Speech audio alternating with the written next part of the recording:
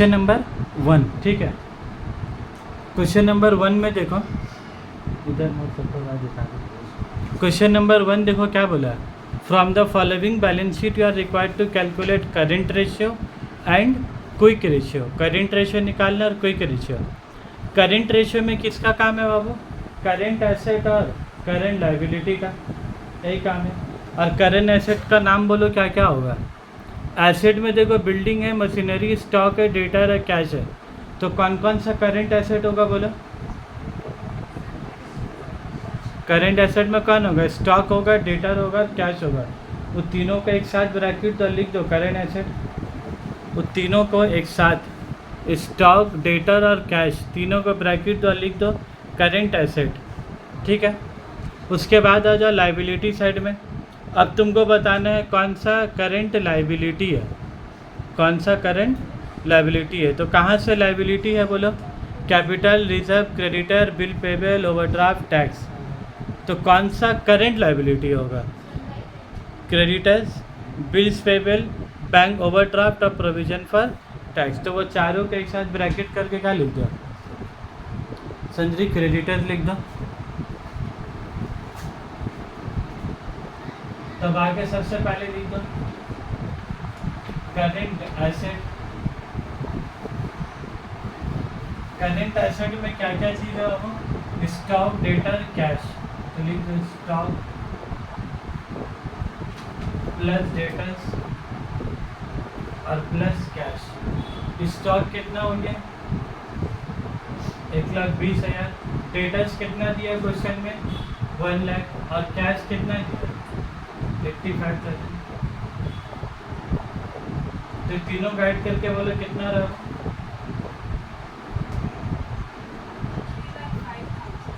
3,05,000। और उसके बाद आ जाओ करेंट लायबिलिटी। करेंट लायबिलिटी कितना होगा वो? Creditor, bills payable, creditors, bills payable, bank overdraft और क्या है तुम्हारा? Provision for tax. ये सबको ऐड कर दो। तो क्रेडिटर्स कितना है बोलो? 50,000। बिल्स पेबल कितना हो गया? 30,000। बैंक ओवरड्राफ्ट कितना हो गया? 40,000। और प्रोविजन फॉर टैक्स कितना हो गया? 30,000। कितना आएगा बोलो तो ऐड करके? 50, 30, 80, 1,20,000, 1,50,000। तुमको क्या क्या निकालने बोला है? सबसे पहले तुमको क्या निकालने बोला है? Current ratio.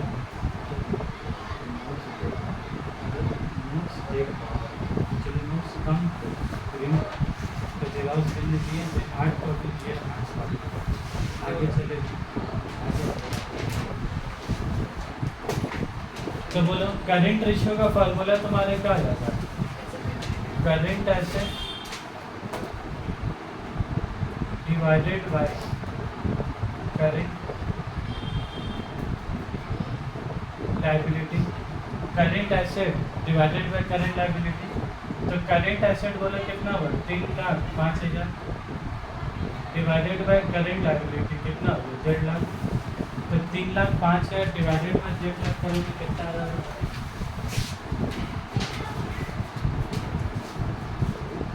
3,05,000 divided by 1.5 lakh कितना होगा? 2.03। तो 2.03।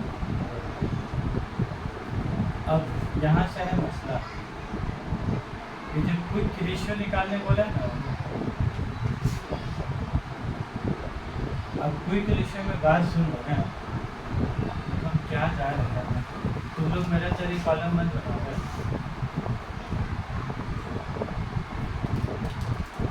पहला वाला हो गया WB और दूसरा वाला हो गया IC, ठीक है। ये अलग फार्मूला में जनरेशन क्या बोला जाए? डिफरेंशियल, छोटा सा डिफरेंशियल।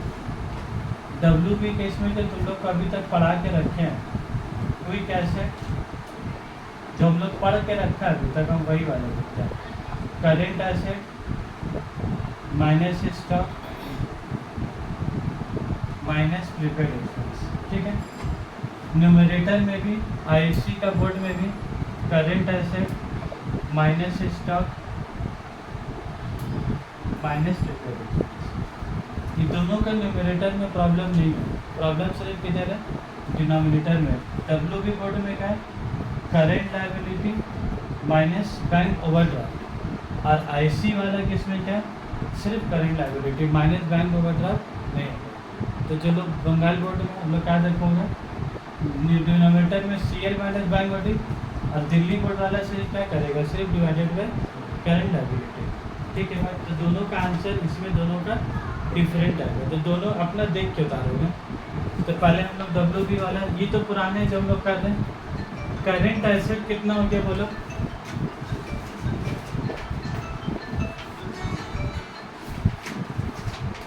करेंट एसेट बोलो कितना है हम लोग का, 3,05,000। करेंट एसेट कितना है, 3,05,000। स्टॉक कितना बोलो, 1,20,000। अब प्रीपेड एक्सपेंस क्वेश्चन में है तुम्हारा, नहीं तो नहीं लोग गया। करेंट लाइबिलिटी कितना है तुम्हारा, 1.5 लाख। बैंक ओवरड्राफ्ट था 40,000, है ना, बैंक ओवरड्राफ्ट ऊपर में 40,000। तो 3,05,000 में से 1,20,000 के तो कितना बचेगा, हेलो वालेकुम सलाम, क्या बोले बाबू हम लोग।